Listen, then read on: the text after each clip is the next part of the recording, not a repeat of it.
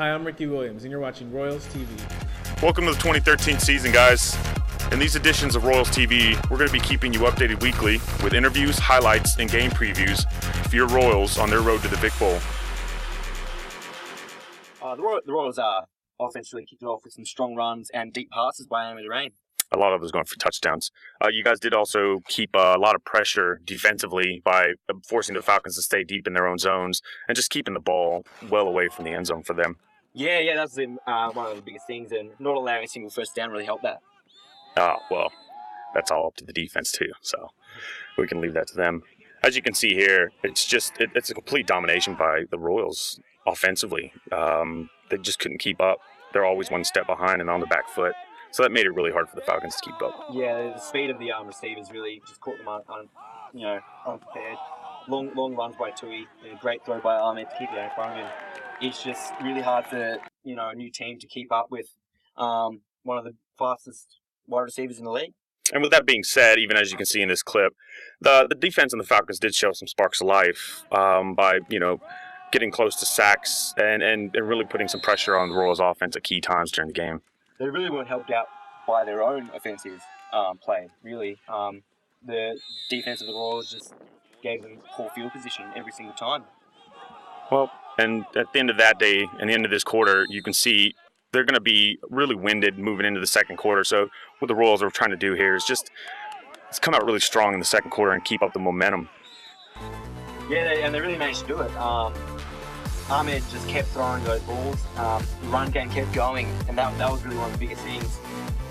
And the turnovers on defense were just great. With the defense forcing fumbles, a lot of those being recovered by the defense, and just keeping the Falcons in their side of the field, there wasn't a whole lot that they could do to keep up. No, it's really hard, especially watching these just quick throws. The tiredness is really showing in the Falcons line. They really just can't, by the end of the day, they just couldn't put that pressure on. And what it really amounts to is that the Royals just put up a really, really efficient effort in the first half.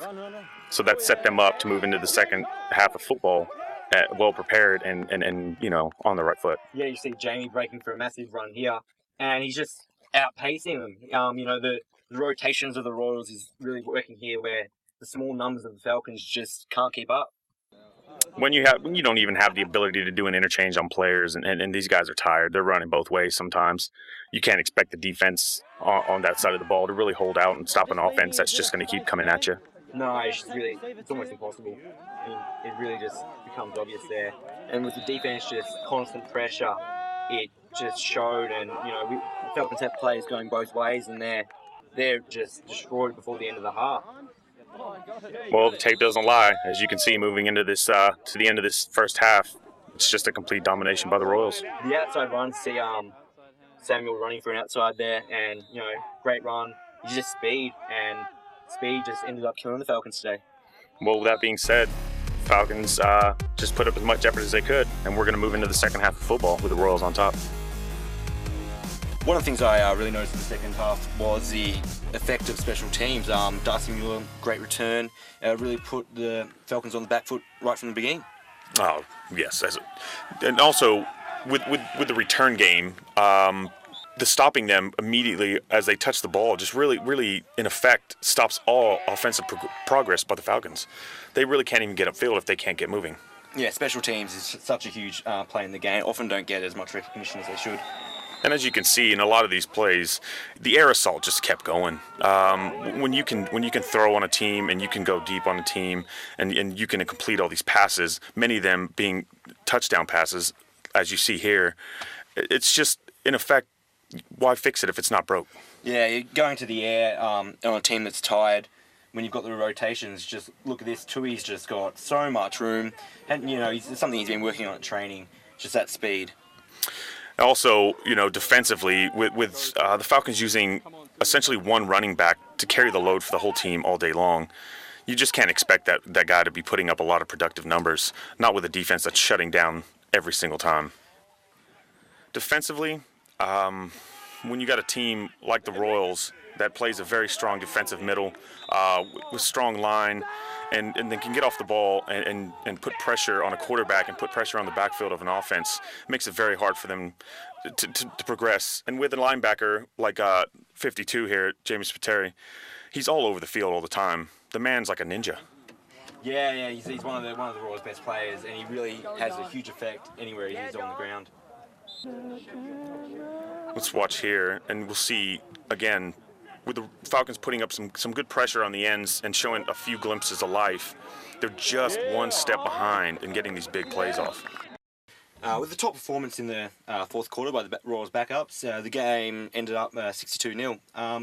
For me, the best player of the day would probably have to be Marcus Spiteri on defense.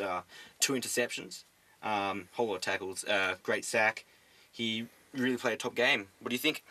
I will have to wholeheartedly agree with you on that one. He does play a very solid game, and he's accountable for all his actions on the field. He's always where he needs to be. He's a great team player. On the offensive side, you know, there was a whole raft of players you could choose from to be the best player of the day. But for me, for his constant hard running all day, it would have to be Chris Tui. You know, he's just had that balloon on every single player. He was just away on all the Falcons. Agreed. With him being a spotlighted player on the offense too, he's always where he needs to be. He contributes a lot. But for me, I think the whole offense as a whole, with the ball being spread on the run, the pass, some good throws, and a lot of good offensive line work, I really want to give probably the offense as a whole, the whole team, as you know, a thumbs up. And I think they really played well. Thanks for watching the first episode of Royals TV. Next week we'll be bringing you the match against the Northern Raiders. Looking forward to that. Should be a good match with them being a top defensive side. Thanks, guys. See you next week.